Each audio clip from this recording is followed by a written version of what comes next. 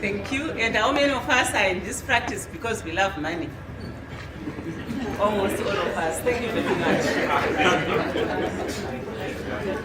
So, that will be the outline of my presentation. I'll be looking at who are we, who am I, and how to set up a medical practice, because we've got many young cadres here who also want to set up, and also how to run it efficiently. What are the reality checks, and what lessons have we learned from what we've done so far? Just food for thought. When we retire, to maintain the current lifestyle that we are living in, we need to be earning 75% of our current income. So that's food for thought for everyone. If you want to maintain the current lifestyle that you are earning today, that you are living today, you need to have something that will be giving you 75% of your current income. So because of that, with the end in mind, I thought of establishing this company called Eden Medical Investment. It's just a vision. If you see Eden Specialist Hospitals, I still have one, but I've got a big, hairy, audacious goal of having many of them, each one in every town. If I fail to do it, my kids will do it for me. But that's my big goal. I've got many services, and we do laparoscopies at Eden Hospital. We do hysteroscopies. We've got 2 beautiful theaters, beautiful rooms. We want you guys to support us. When we are talking business, guys, let's not be emotional. Let's make financial decisions. Because what will happen is, when you tell your patients that you don't go to Eden in Rua, that area is growing. It has got mill. Now they live in Zimri, Windsor Park. That area is being built left, right, and center. So your patients will come to me. I will not lie to you that I'll send them back. I'll just ask why they are leaving you, and I'll perfect that bit, and I'll keep them. So if you see my patient, please keep them. We are in it for the money and good service. So we've got ambulances in case they stay in Norton and they need to be transferred. And Eden Medical Supply is also a goal to be achieved. We now have got a renal unit, radiology, and so many other things. Not to brag, but just to show you that one of you, if I can do it, any one of you guys can do it. It may not be a hospital. It can be small stands in Budiriro there, where you can just buy small stands. You don't have to stay in Budiriro, but you never know when you need this money. In Icot, there are many stands. All over, there are many stands. People are making bed and breakfast everywhere. Some are farming. We've been talking over lunch about fruits. Some are harvesting fruits. Many things are happening. So as doctors, we need to be thinking outside the box. So ours is a limited company in a family trust to make sure it's protected. A company is a legal persona on its own, so that we protect whatever. It has got everything at law to make it a company.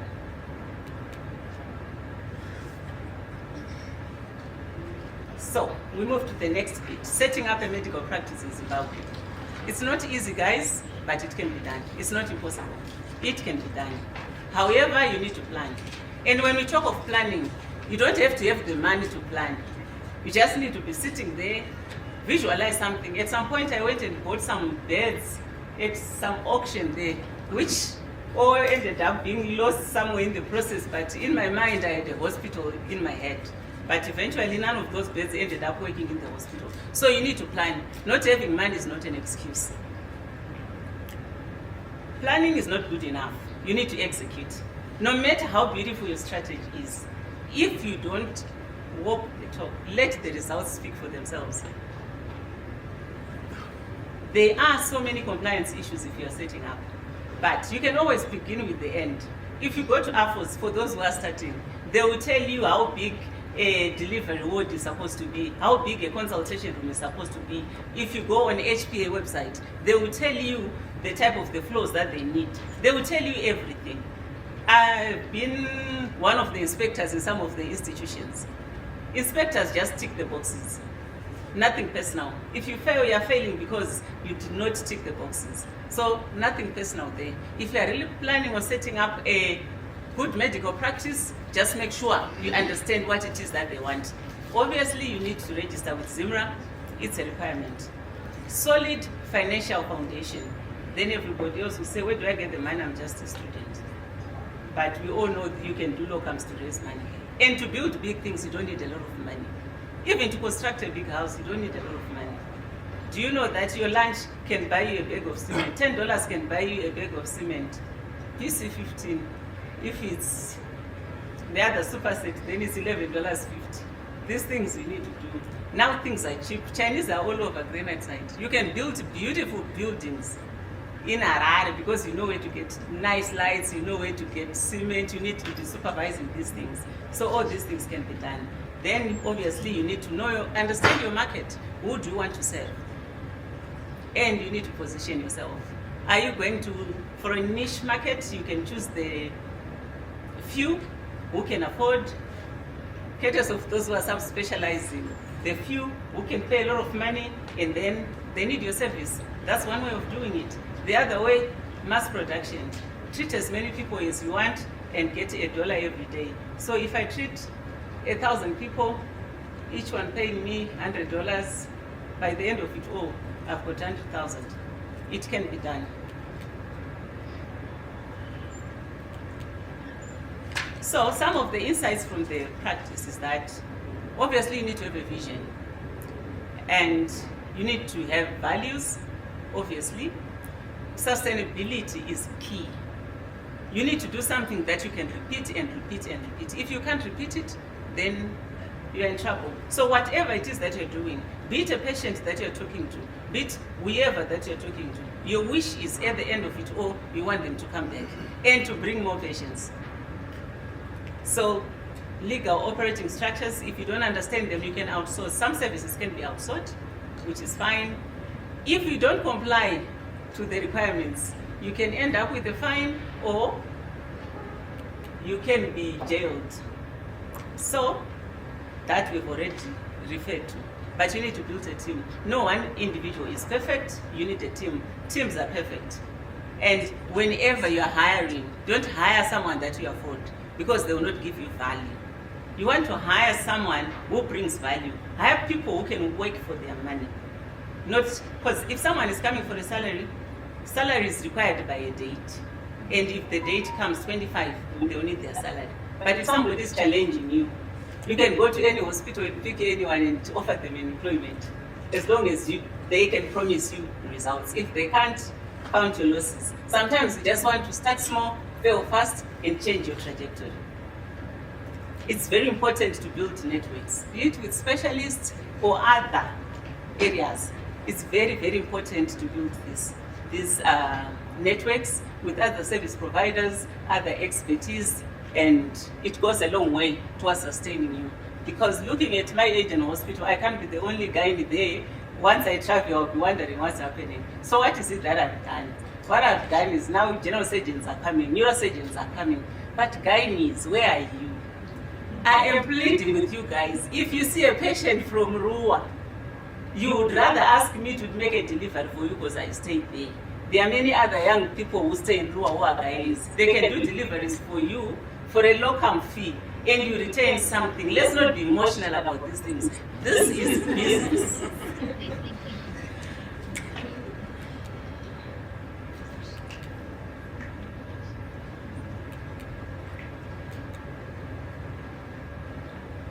This thing is no longer responding.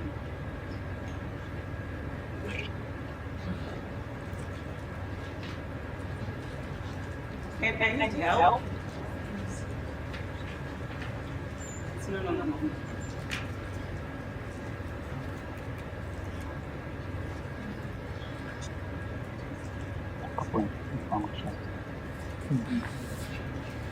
Food for Thursday.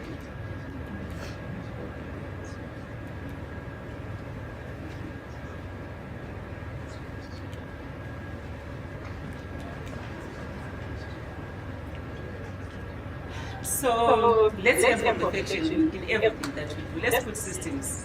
The world is moving, technology is moving, we cannot overemphasize that. So we need standard operating procedures because they help us to do something that we can always repeat and repeat. Like the thing is, we need to be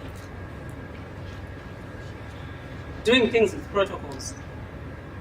And then management systems in place, they are also needed. Always get feedback from whatever it is that you're doing. When your patient is leaving, be it at 6 weeks, be it at delivery, just ask for any problems or any questions, any suggestions. So, to develop a strong marketing strategy in an area where we are not allowed to market, how do we do it? Digital world. If a patient makes a review of me, am I advertising myself? I'm not, but someone is. So we are not allowed to advertise, but we can advertise. Let's take advantage of the social media. So building a strong reputation is very important. I've seen some colleagues who will make a patient believe that they've got a fetal distress and they need fetal bradycardia and they need a Caesar. And then the patient is honest enough to say, you know what, I don't think I'll ever be able to get this money. And the doctor will say, okay, I'll come back once you get the money. It's happening, and some doctors are even saying you need to sign this at the theater door to make a commitment to pay. We still need to have ethics whilst we are doing what we are doing. When you help a brother or a sister who's down, at their moment that they're down, they will always remember that. I know patients, but the few who pay, it will be good for you. And it is also good for you, for your name. Even if they don't pay you, they will put a good word for you. Some will feel guilty, and they will put a good word for you.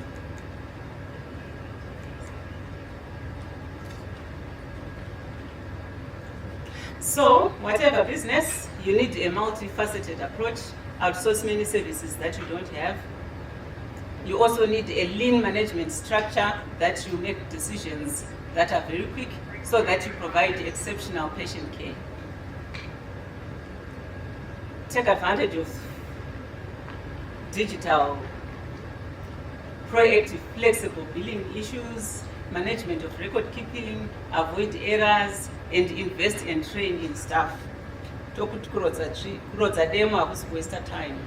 Take time to plan, train your staff, and then prioritize communication. Sometimes we make patients wait. It's very difficult sometimes as gynaes to keep up appointments because you may have an emergency when you've got patients that are supposed to be coming to you. So what is it that you do? Communicate. Call your reception. I will not be coming. If they want to do other things, let them do it. So we cannot overemphasize provision of quality patient care. Full clerking, as we were taught full clerking, and we need to be doing that as specialists. That distinguishes us from GPs. We need to examine patients, touch the patient, because they will tell you that my doctor has never touched me. What you are doing to me, they never explained anything to me. They just said, you know what, with what we have, we need to go for operation just now. If you explain things to patients, they will understand and they are likely to comply. So the bottom line is to grow our revenue. We are not getting any younger, we are getting old. Let's minimize our costs. Let's put systems. We need more clients. We need them to keep coming. So let's do the needful. What are the reality checks? Sitting and agreeing to charge the same price doesn't work. I've seen patients who come to me from very senior colleagues with their quotations who are charging less than what I'm charging. And when we meet like this, we lie to one another that we need to come up with a fee that is flexible. This and this one is undercutting that and that one, and this one is making relationships with medical aid societies. Medical aid societies, people who are on medical aid societies in Zimbabwe, they are only probably 7% of the population.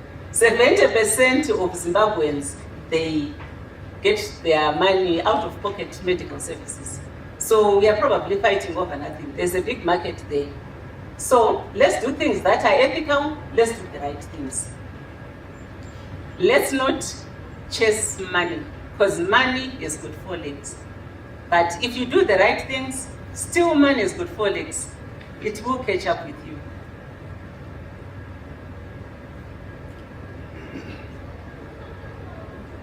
I also, that's the source in blue there of that statistics, that 60 to 80% of the medical aid money is going to hospitals.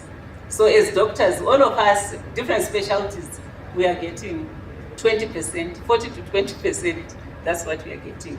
So it's not even much. We need to really think hard. And honored that most of doctors are now coming up with their institutions, even in that small capacity. Let's keep going, let's keep doing it.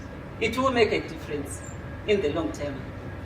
Most of patients who are supposed to be affording our services are going for medical tourism, and a lot of money is being spent there. So that's just the statistics that I just said.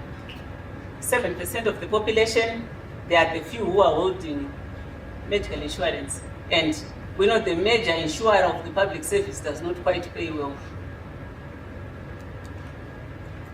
That's just a reality check. There is a talk of launching a government planning a national health insurance scheme, obviously through NASA. I don't know how anyone can tip into it, but those are some of the things that we need to be thinking about and being flexible so that we take advantage of that. So know where you are now, know where you want to go.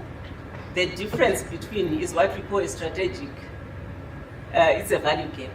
Where am I now? Where is it that I want to go? That will help you to come up with a strategy. And then you walk towards achieving what you want to achieve. But it's only once you think about it, then you walk towards it. And you appreciate your reality of where you are. Most importantly, let's save the vital few that we have.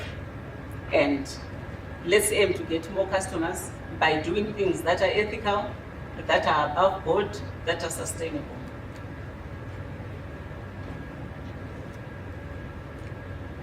From our practice, you need to keep doing things. Malcolm Gladwell has got his 10,000 hours rule, where if you keep doing something for 10,000 hours, you become a specialist in it. So practice, practice, practice. And remember, champions are only recognized during Olympics, but all the planning is made before the Olympics. If you don't have customers, you don't have business.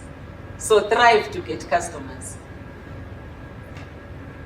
And this mentality of us doctors wanting to run practices, let's run businesses, proper run businesses. And we can forge our alliances in other respects. I don't mind partnering anyone, but I will not partner anyone on my money. I'll partner them on my practice. I can invite you to do cases with me. You can invite me to do cases with you. But when it comes to my money, I'll put it aside. I feel I've got trust issues, it will work for me, but I don't know about you guys. So you may find that at the end of it all, you may not forge the proper alliances that you want to forge because you are probably not doing it properly. But I understand there are some partnerships that are working, but we all know what has happened in some partnerships. We know them, we'll not even mention them. So it's very important for whatever business that you are running, profitability is key. You need to make sure you're making the profit. But you will not make a profit if you are not even quantifying what you are spending and what your income is. And unfortunately for us guys, a lot of money that we think we have are prepayments. People pay before the service. When you eventually give the service, you have already spent the money. So let's keep that in mind. That money that you hold in trust is not your money, it's the patient's money. If they decide to move, you may be found wanting. So let's think about saving. We cannot overemphasize saving. For whatever dollar that you get, make sure you put the 50 cents on the side. And when you put 50 cents on the side, money saved for other things, you don't have that money. Let's remember to use new money for new problems. If you decide to buy a Hyundai outside, you don't have to go to your savings. You need to work for the money. If you do that, then whatever it is that you're planning will work for you. Thank you very much.